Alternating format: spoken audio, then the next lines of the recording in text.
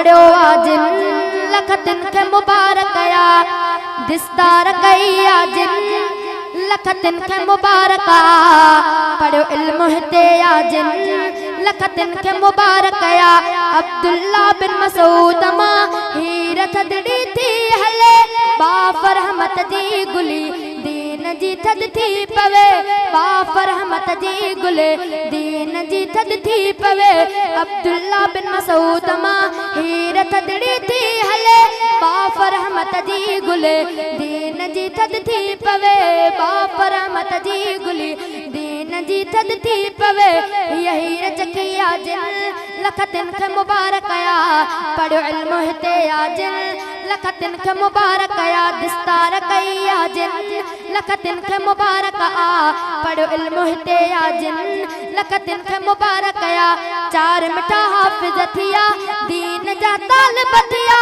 इल्म सां जो तिन मिठन हुई रखी चाहत अदा इल्म सां जो तिन मिठन हुई रखी चाहत अदा चार मिठा हाफिज थिया दीन जा तालिब थिया इल्म सां जो तिन मिठन हुई रखी चाहत अदा इल्म सां जो तिन मिठन हुई रखी चाहत अदा पढ़ियो इल्म हिते आ जिन लख तिन खे मुबारक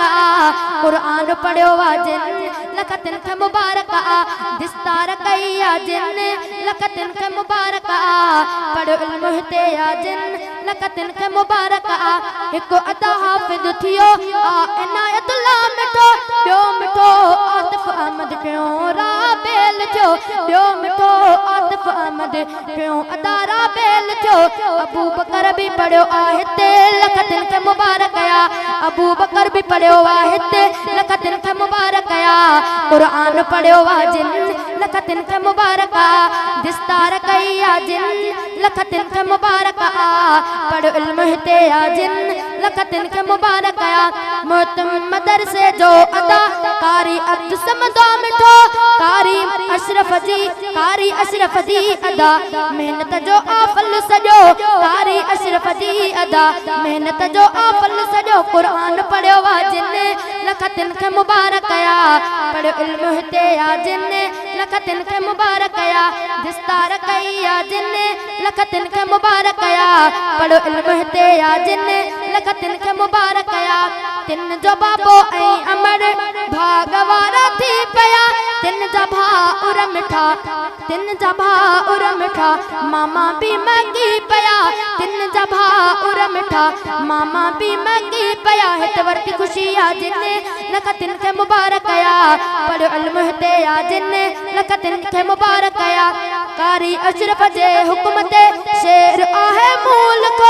कारी इनायतुल्लाह भी उन सां गॾिजी हो चयो कारी इनायतुल्लाह भी उन सां गॾिजी हो चयो ही जलसो रखियो आ जिन लख तिन खे मुबारक या पढ़ियो इल्म हिते आ जिन